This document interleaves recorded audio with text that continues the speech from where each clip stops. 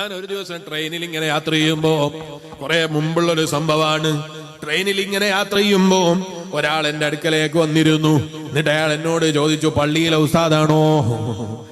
അങ്ങനെ ചിലർക്ക് ചില ചോദ്യങ്ങൾ ഉണ്ടാവും. ചിലപ്പോൾ ചോദ്യം തന്നെ ഭയങ്കര രസമായിരിക്കും. അപ്പൊ ഇയാൾ എന്നോട് ചോദിച്ചു, പള്ളിയിലെ ഉസ്താദാണോ എന്ന് ചോദിച്ചു. ഞാൻ പറഞ്ഞു, എല്ലാ നാട്ടുകാരെ ഉസ്താദാണ് എന്ന്. തമാശ പറഞ്ഞതാണ് അയാളോട്. അപ്പൊ അയാൾ എന്നോട് ചോദിച്ചു, നിങ്ങൾ എവിടെയാണ്? ഞാൻ കുറ്റ്യാടി ഭാഗത്താണ്. ഞാൻ ചോദിച്ചു, എന്തായിരുന്നു? ഒന്നുമില്ല, ഞാനും നിങ്ങളെ പോലെ തന്നെയായിരുന്നു ഒരു കാലത്ത്. ഞാൻ ചെന്ന് പറഞ്ഞാല് എന്നെ പോലെ തന്നെയായിരുന്നു, കാണാൻ എന്നെ പോലെയായിരുന്നു എന്നാണോ? ഏത് രൂപത്തിൽ എന്നെ പോലെ ആയിരുന്നു താങ്കൾ ഉദ്ദേശിച്ചത്? അയാൾ എന്നോട് പറഞ്ഞു, നിങ്ങളെ പോലെ തന്നെ ഒരു മുസ്ലിമായിരുന്നു ഞാൻ ചോദിച്ചു, ഇപ്പോഴോ? ഇപ്പൊ ഞാനതൊക്കെ വിട്ടു, ഇപ്പൊ കുറച്ച് കുറേ നന്നായി തന്നു. ഞാൻ ചോദിച്ചാ, എങ്ങനെ നന്നായത്? അപ്പൊ അയാൾ എന്നോട് പറയാണ്, ഞാൻ ഈ ഖുർആൻ ഇങ്ങനെ വായിച്ച് പഠിക്കണം എന്ന് തീരുമാനിച്ചിട്ട് ഖുർആൻ പഠിക്കാൻ ഇറങ്ങിയപ്പോ എനിക്കൊരു സംശയം വന്നു. ചെന്നിട്ട് എന്ത് ചെയ്തു? സംശയം വന്നപ്പോ ഞാൻ ഖുർആൻ തെറ്റാണ് എന്ന് പറഞ്ഞു. ആരോടും ചോദിച്ചില്ലേ? ഇല്ല. അവൻ അതന്നെ ഞങ്ങൾക്ക് പറ്റിയത്. ഞാൻ തന്നെയാണ് ഏറ്റവും വലിയ വിവരമുള്ളവൻ എന്ന് വിചാരിച്ചാൽ ഇബ്ലീസ് ആകാൻ വലിയ പണിയൊന്നും വേണ്ടി വരൂല. ഞാൻ അയാളോട് പറഞ്ഞു, എന്തായിരുന്നു നിങ്ങളെ സംശയം? സംശയങ്ങൾ ധൈര്യത്തിൽ ചോദിച്ചോ. അറിയാമെങ്കിൽ അറിയാന്ന് പറയാ, അറിയില്ലെങ്കിൽ അറിയുന്നവരോട് ചോദിച്ചിട്ട് പറയാം. അവിടെ ചോദിക്കാൻ ധൈര്യത്തിൽ ചോദിച്ചോ അല്ലേ? ചോദിക്കുന്നതിന് പേടിക്കേണ്ടില്ലല്ലോ, ആർക്കും എന്തും ചോദിക്കാം. ചോദിക്കുമ്പോഴേക്ക് അതിനെല്ലാം ഉത്തരം പറയാൻ നമ്മളാരും ഇമാം ഷാഫി തങ്ങളല്ലല്ലോ. അവിടെ ധൈര്യത്തിൽ ചോദിച്ചോ, ആർക്കും എന്തും ചോദിക്കാം. പക്ഷെ പറയല് അറിയുന്നതാണെങ്കിൽ പറയും, അറിഞ്ഞാൽ തന്നെയും ചിലപ്പം പറയാൻ പറ്റാത്താണെങ്കിൽ ഒറ്റയ്ക്ക് പറയൂല. ചിലപ്പോൾ പലതും പല രൂപത്തിലാ ബോധ്യപ്പെടുത്തേണ്ടത്. നിങ്ങൾ കണ്ടില്ലേ മഹാനായ നബിയുല്ലാഹി ഖളർ അലൈഹിസ്സലാം. ഖളർ അലൈഹിസ്സലാമിനെ അറിയില്ലേ? എന്താ ഒരു അലൈഹിസ്സലാമൊക്കെ ചെല്ലാരും അടി. നമ്മളെ നാട്ടിൽ ഏതോ രാജിക്കാന്റെ പേര് പറഞ്ഞ പോലെ ഉണ്ടല്ലോ. മഹാനായ നബിയുല്ലാഹി ഖളർ അലൈഹിസ്സലാം നബിയാണോ വലിയാണോ എന്ന് പണ്ഡിതന്മാർക്കിടയിൽ തർക്കമുണ്ട്. മഹാനാണ് എന്ന വിഷയത്തിൽ ആർക്കും തർക്കമില്ല. നബിയാകട്ടെ വലിയാകട്ടെ, എന്തായാലും മഹാനാണ് എന്ന വിഷയത്തിൽ ആർക്കും തർക്കമില്ല. അവൻ നബിയുല്ലാഹി ഖളർ അലൈഹിസ്സലാം മൂസാ നബി അലൈഹി ഇസ്ലാമിന്റെ കൂടെ ഒരു യാത്ര നടത്തിയിട്ടുണ്ട് അല്ലെ? ഖുർആനിലെ സൂറത്തുൽ കഹ്ഫിലുണ്ട്. ചരിത്രം നിങ്ങൾക്ക് അറിയുന്നത് കൊണ്ട് ഞാൻ വിശദീകരിക്കുന്നില്ല. ആ ഖളർ അലൈഹി ഇസ്ലാം എന്തുകൊണ്ട് ആദ്യം തന്നെ ഇങ്ങനൊക്കെ സംഭവിക്കും, അവിടെ നിങ്ങൾ എന്റെ കൂടെ വരണ്ടെന്ന് പറഞ്ഞു? എന്തുകൊണ്ട് അങ്ങനെ പറഞ്ഞില്ല? ഖളർ നബി അലൈഹിസ്സലാം ആദ്യം നിങ്ങൾക്ക് ക്ഷമിക്കാൻ പറ്റൂല എന്ന് പറഞ്ഞു. അപ്പൊ മൂസാ നബി അലൈഹി സ്വലാം പറഞ്ഞു, അല്ല ഞാനും വരാം. അവ കൂടെ കൂട്ടിയിട്ട് ഓരോന്നും ബോധ്യപ്പെടുത്തി കൊടുത്തു. ചിലത് പഠിപ്പിക്കേണ്ടത് അങ്ങനെയായിരിക്കും. ചില ചോദ്യങ്ങൾക്ക് അങ്ങനെ ഒറ്റയടിക്ക് നോന്നോ യെസ്ന്നോ മറുപടി പറഞ്ഞാൽ ചിലപ്പോ അത് മനസ്സിലാകൂല. പിന്നെ അത് മനസ്സിലാകണമെങ്കിൽ ചിലപ്പോ തലവേദന വരേണ്ടി വരും. ചില ആളുകൾക്ക് എന്തെങ്കിലും അങ്ങനെ രോഗം വരേണ്ടി വരും, പ്രയാസം വരേണ്ടി വരും. എനിക്കറിയാം, അല്ലാഹു അദ്ദേഹത്തിന്റെ ഖബർ സ്വർഗ്ഗാക്കി കൊടുക്കട്ടെ. എനിക്കറിയാം ഒരാളെ, അയാളോട് ഞാൻ സിറാജുൽ ഹുദയുമായി ബന്ധപ്പെട്ട ഒരു പിരിവിന് വെച്ചു. അയാളൊരു നയാക്കാശ് തന്നില്ല എന്ന് മാത്രമല്ല, അയാളെ ഈകേറ്റിയിട്ട് തിരിച്ചു വിട്ടു. കുറെ കൊല്ലം കഴിഞ്ഞപ്പോൾ അയാൾ ഫോണിൽ വിളിച്ചിട്ട് എന്നോട് പറഞ്ഞു, എനിക്ക് നിങ്ങളെ കാണണം. ചെന്ന് നോക്കുമ്പോൾ അയാൾ പറഞ്ഞു, എനിക്ക് ക്യാൻസറാണ്, നിങ്ങൾ അന്ന് ചോദിച്ചാൽ അതിനേക്കാളും പൈസ ഞാൻ തരാം, ഇതൊന്ന് മാറി കിട്ടിയാൽ മതി. അപ്പൊ ചിലർക്ക് അങ്ങനെ കൊടുക്കണമെങ്കിലും അതുപോലെ ആഖിറത്ത് ഓർമ്മ വരണമെങ്കിൽ എന്തെങ്കിലും രോഗമൊക്കെ വരണം. അല്ലാഹു നമ്മളൊക്കെ കാത്തിരക്ഷിക്കട്ടെ. മാറാ രോഗങ്ങൾ നമുക്ക് ആർക്കും അല്ലാഹു തന്ന് പരീക്ഷിക്കാതിരിക്കട്ടെ. ചിലപ്പോ അങ്ങനെയാണ് ചില ആളുകൾക്ക്. ചില ആളുകൾക്ക് അങ്ങനെയല്ല, പറയുമ്പോ തന്നെ പേടിയാണ്. അപ്പൊ ഞാൻ പറഞ്ഞു വന്നത് എല്ലാരും ഒരുപോലെയാകൂല. അവ ചോദിക്കാൻ വേണ്ടി പറഞ്ഞു. അപ്പൊ അയാൾ ചോദിച്ച ചോദ്യം കേട്ടപ്പോ ഞാൻ തന്നെ ചിരിച്ചുപോയി. വളരെ നിസ്സാരമായ ഏത് കുട്ടികൾക്കും അറിയുന്ന ചോദ്യമാണ്. എന്താ നിങ്ങളെ കാര്യമായ ചോദ്യം? അപ്പൊ അയാൾ പറയാണ്, ഖുർആനിലുണ്ട് വെള്ളത്തിൽ നിന്നാണ് എല്ലാം പഠിച്ചത് എന്ന് ഖുർആനിലില്ലേ? ഞാൻ പറഞ്ഞിട്ടുണ്ട്, വെള്ളത്തിൽ നിന്നാ പഠിച്ചത് എന്നുണ്ട്. പിന്നെന്താ, ഒരു തർക്കമില്ലല്ലോ. വെള്ളം ഉപയോഗിച്ചിട്ടായിരിക്കാം എല്ലാ വസ്തുക്കളെയും പഠിച്ചുകൊണ്ടല്ലേ ഖുർആൻ അങ്ങനെ പറഞ്ഞത്. അപ്പൊ അയാൾ പറഞ്ഞു, അല്ല, ഖുർആനിൽ തന്നെ മണ്ണുകൊണ്ടാണ് പഠിച്ചത് എന്ന് പറഞ്ഞിട്ടുണ്ടല്ലോ. ഇതാ സംശയം. ഞാൻ ചോദിച്ച അയാളോട്, നിങ്ങൾ ഇപ്പൊ എവിടെയാ ഉള്ളത്? അയാൾ പറഞ്ഞു, ട്രെയിനിലാണ്. ഞാൻ ട്രെയിനിൽ നിന്ന് മാത്രമേ പറയാൻ പറ്റുള്ളൂ? അല്ല, വണ്ടിയിലാണ് എന്ന് പറയാ. ഞാൻ ചോദിച്ചാൽ മാത്രമേ പറയാൻ പറ്റൂ. അല്ല, റെയിൽപാളത്തിന്റെ മേലെയാണ് എന്ന് പറയാ. പിന്നെന്താ പറയാൻ പറ്റുക? ആകാശത്തിന്റെ അടിയിലാണ് എന്ന് പറയാ, ഭൂമിയുടെ മേലെയാണ് എന്ന് പറയാ, വായുവിലാണ് എന്ന് പറയാ അല്ലെ? അങ്ങനെ ഓരോന്ന് പറയിപ്പിച്ചിട്ട് ഞാൻ ചോദിച്ചു, നിങ്ങൾക്ക് എന്നെ തീരുമാനമായില്ലേ? നിങ്ങൾ എവിടെയാ ഉള്ളത്?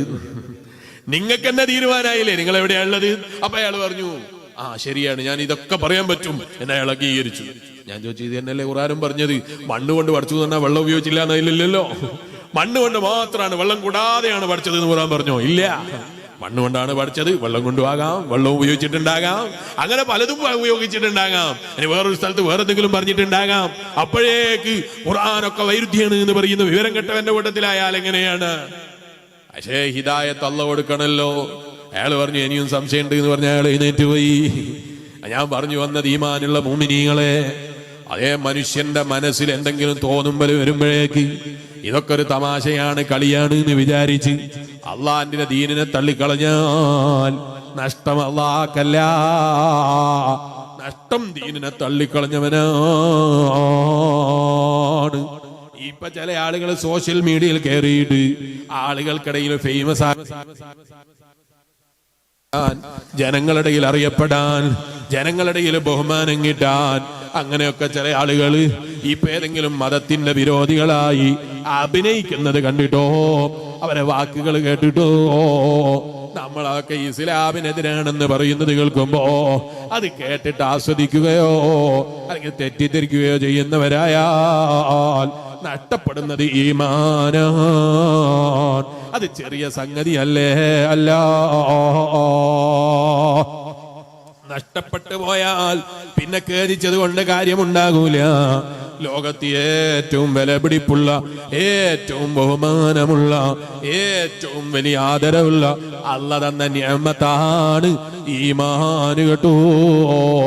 അല്ലാഹ് ഈമാനോടെ ജീവിച്ച് ഈമാനോടെ മരിക്കുന്ന സ്വാലിഹീങ്ങളിൽ നമ്മളെല്ലാ മുഅ്മിനീങ്ങളെയും അവന്റെ മഹളായ ഫദ്ൽ കൊണ്ട് അല്ലാഹ് പെടുത്തി അനുഗ്രഹിക്കട്ടെ. പറഞ്ഞു വന്നത് മറന്നുപോയോ? മുമ്പ് കാലത്തുണ്ടായിരുന്നത് പലതും ഇന്ന് മാറ്റങ്ങൾ വന്നുപോയി, ഒരുപാട് പുരോഗമിച്ചു പോയി. അപ്പൊ നമുക്കിങ്ങനെ തോന്നുകയാണ്, അന്നത്തെ കാലത്ത് അതില്ലല്ലോ, ഇതില്ലല്ലോ, ഇന്നത്തെ കാലത്തല്ലേ എല്ലാ സംവിധാനങ്ങളുള്ളത്, എന്നിട്ടും എന്റെ മനുഷ്യനിങ്ങനെ പഴഞ്ചനങ്ങ ഇസ്ലാമുമായി നടക്കുന്നത് എന്ന് ചിന്തിക്കുന്ന വിവരം കെട്ടവനായാൽ, ചിന്തയില്ലാത്തവനായാൽ, ആലോചനയില്ലാത്തവനായാൽ.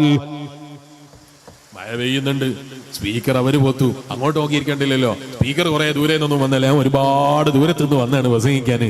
ഞാനിപ്പൊ അങ്ങ് പോവുകയും ചെയ്യും. പോന്നവരെ എന്നെ കാണാൻ പറ്റും, സ്പീക്കർ അവിടെ തന്നെ ഉണ്ടാവും, നാളെയും വന്നാൽ കാണാം. അതുകൊണ്ട് ഇങ്ങോട്ട് തന്നെ നോക്കണം. അള്ളാഹു നമ്മളെ പ്രവർത്തനങ്ങളൊക്കെ തമ്മിൽ നിന്ന് കബൂൽ ചെയ്തു തരട്ടെ. അപ്പൊ ഈമാനുള്ള മുഅ്മിനീങ്ങളെ, ഞാൻ എന്റെ പ്രസംഗം നിർത്തുകയാണ്, നീട്ടിക്കൊണ്ടുപോകുന്നില്ല. പഴയ കാലത്തില്ലാത്ത പലതും ഇന്നില്ലേ, അതുകൊണ്ട് ഭയങ്കരമായിട്ട് പുരോഗമിച്ചില്ലേ, അതുകൊണ്ട് ഇതൊക്കെ ഒന്ന് മാറ്റം വരുത്തണ്ടേന്നാ തോന്നല്. ഞാൻ ചോദിക്കട്ടെ, ഏത് കാലത്താ ഇത് മാറ്റി പറയാൻ കഴിയാ? ഏത് കാലത്താണ് ഇത് മാറ്റി പറയാൻ കഴിയാ? ഞാൻ ചോദിക്കുന്നത്, 1400 കൊല്ലം മുമ്പ് ജീവിച്ചവർ അവരവിടെ നിൽക്കട്ടെ. നമ്മളെ ഉപ്പാപ്പാരോട് ചോദിക്കുക. ഞാൻ കേട്ടിട്ടുണ്ട്, എന്റെ വാപ്പ പറയുന്നത് ഞാൻ കേട്ടിട്ടുണ്ട്. എന്ത്? വാപ്പാന്റെ കുട്ടിക്കാലത്ത് കല്യാണ വീടുകളിൽ ഗേറ്റ് അടച്ചു വെച്ചിട്ട് ആള് വരുമ്പോൾ ക്ഷണിക്കപ്പെട്ടവനാണോ എന്ന് ഉറപ്പ് വരുത്തിയിട്ട് ഗേറ്റ് തുറക്കുന്ന ഒരു കാലം ഉണ്ടായിരുന്നു എന്ന് എന്റെ വാപ്പ പറയുന്നത് ഞാൻ കേട്ടിട്ടുണ്ട്. അല്ലെ, അങ്ങനെ ഉണ്ടായിരുന്നോ? ഉണ്ടായിരുന്നു. ഉപ്പാപ്പാരത പറയുന്നത് ഉണ്ടായിരുന്നു. അങ്ങനെ ഉണ്ടായിരുന്നു എന്നാ പറയുന്നത്. കല്യാണത്തിന് വരുന്ന ആളുകളെ ഗേറ്റ് തുറന്നു കൊടുക്കുവാൻ അവര് വരുമ്പോ ക്ഷണിച്ചതാണോ അല്ലേന്ന് നോക്കിയിട്ട് തുറന്നു കൊടുക്കുന്ന ഒരു കാലം ഉണ്ടായിരുന്നു. ഞാൻ എന്തിനാ അങ്ങനൊക്കെ കഷ്ടപ്പെട്ടത്? അപ്പം ബാപ്പ പറയാണ്, മോനെ, അന്നത്തെ കാലത്ത് കോഴി എന്ന് പറഞ്ഞാൽ ചിലപ്പോ മാസത്തിൽ ഒരിക്കലാണ്, അല്ലെങ്കിൽ ഒരു റമദാനിലാണ്, ആഴ്ചയിൽ ഒരിക്കലാ മീന്. അങ്ങനെ നല്ല സ്വതേ ഭക്ഷണം കിട്ടുന്ന കാലായിരുന്നില്ല. ഈ ഇന്നത് പറയുമ്പോ നമുക്കത് ഉൾക്കൊള്ളാൻ തന്നെ പറ്റുന്നില്ല, അല്ലേ? കാരണം രാവിലെ നേറ്റാ മകന് വേണ്ടത് നല്ല പരന്ന് നിന്ന കോഴിയാണ്. ഉച്ചയായാലോ അതേ ഉച്ചയായാ കിട്ടേണ്ടത് നല്ല എണ്ണയിൽ പൊരിഞ്ഞ കോഴിയാണ്. രാത്രിയായാലോ മെഷീനിൽ തിരിഞ്ഞു വന്ന കോഴിയാണ്. ഇപ്പൊ തിരിഞ്ഞതും മറിഞ്ഞതും എണ്ണയിൽ കുളിച്ചതും ഇങ്ങനെയൊക്കെ ആയിട്ട് പല രൂപത്തിലുള്ള കോഴി തന്നെ. ഞാൻ ഈ അടുത്ത് ദുബായിൽ എന്റെ ഒരു സുഹൃത്തിന്റെ വീട്ടിൽ പോയപ്പോ അവന്റെ മകനെ കണ്ടപ്പോ ഞാൻ ചോദിച്ചു, മകൻ എന്താ മോനെ കഴിക്കല്, ഭക്ഷണം എന്താ കഴിക്കല്? ഇങ്ങനെ വല്ലാതെ പേടിയാകുന്ന രൂപത്തിൽ അവന്റെ തടി അധികരിച്ചിട്ടുണ്ടല്ലോ. സ്വകാര്യത്തിൽ ചോദിച്ചതാ. അപ്പൊ അയാൾ എന്നോട് പറഞ്ഞു, തടിക്കാതെ ഇരിക്കുള്ളൂ, ബ്രോയിലർ കോഴി കടിച്ച മരുന്ന് തീർത്തു അവന്റെ ശരീരത്തിലുണ്ടാകുക, രാവിലെ ഉച്ചക്കും വൈകുന്നേരം കോഴി തന്നെ വേണം, വേറൊരു സാധനം വേണ്ട, അവനെ തടിച്ചിട്ടില്ലെങ്കിലാ പറയേണ്ടത് പറഞ്ഞു. ഇങ്ങനെയാ നമ്മളെ സമൂഹം ഇപ്പൊ.